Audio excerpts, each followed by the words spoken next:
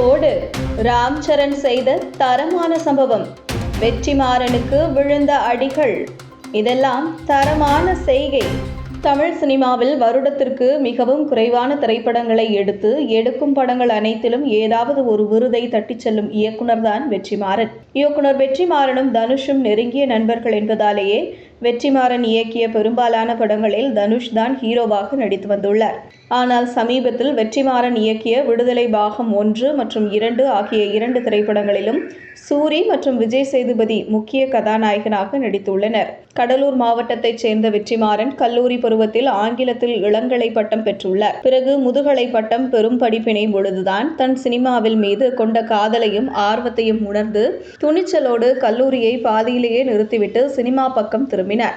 அதன்படி வெற்றிமாறன் முதலாக இயக்கி வெளியான திரைப்படம் பொல்லாதவன். இந்த திரைப்படம் ஒரு இருசக்கர வாகனத்தை சூழ்ந்த கதையாக இருந்தாலும் காமெடி பிளஸ் காதல் என அனைத்திலும் மக்கள் மத்தியில் நல்ல வரவேற்பை பெற்றது. இதனைத் தொடர்ந்து தனுஷை வைத்து மீண்டும் ஆடுகளம் என்ற திரைப்படத்தில் இயக்கினார் வெற்றிமாறன். இந்த திரைப்படம் பல விருதுகளை வெற்றிமாறனுக்கு அள்ளி கொடுத்தது. அதனைத் தொடர்ந்து 2016ஆம் ஆண்டு விசாரணை என்னும் திரைப்படத்தை இயக்கிய வெற்றிமாறன் அதில் அட்டகத்தி தினேஷை கதாநாயகனாக தேர்ந்தெடுத்தார். இந்த திரைப்படம் குற்ற நாடக திரைப்படமாக சந்திரகுமாரி லாக்அப் நாவலை அடிப்படையாக கொண்டு எடுக்கப்பட்டது.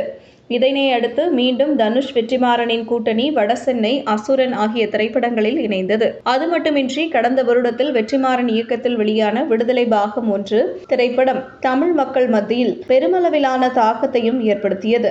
இந்த படத்தின் 2ஆம் பாகத்திற்காக வெற்றிமாறனின் ரசிகர்கள் மற்றும் விஜய் சேதுபதியின் ரசிகர்கள் மேலும் விடுதலை பாகம் 1 படத்தை வரவேற்றுபவர்கள் என அனைவரும் பெரும் எதிர்பார்ப்பை கொண்டுள்ளனர்.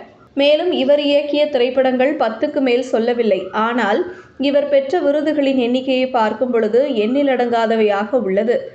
அசுரன் மற்றும் விசாரணை திரைப்படத்திற்காக சிறந்த திரைக்கதைக்கான தேசிய திரைப்பட விருதையும், சிறந்த இயக்குனருக்கான பிலிம்பேர் விருது, ஆடுகளம் திரைப்படத்திற்காக சிறந்த தமிழ் திரைப்படத்திற்கான தேசிய விருது, வெனிஸ் பிலிம் ஃபெஸ்டிவல், அமினேஸ்டி இன்டர்நேஷனல் விருது மற்றும் சிறந்த இயக்குனருக்கான விருது, ஆடுகளம் மற்றும் பொல்லாதவன் ஆகிய திரைப்படத்திற்காக சிறந்த குழுவிற்கான விருது போன்ற விருதுகளை பெற்று குவித்துள்ளார். இப்படி இயக்குனர் வெற்றிமாறன் இயக்கும் படங்கள் மக்கள் மத்தியில் நல்ல வரவேற்பையும் பாராட்டையும் பெற்று வருகிறது, விருதுகளையும் குவித்து வருகிறது. இந்த நிலையில் வெற்றிமாறனிடம் கதை கேட்டு ஒரு நடிகர் கதை பிடிக்கவில்லை என்று வெற்றிமாறனின் படத்தையே நிராகரித்துள்ளார்.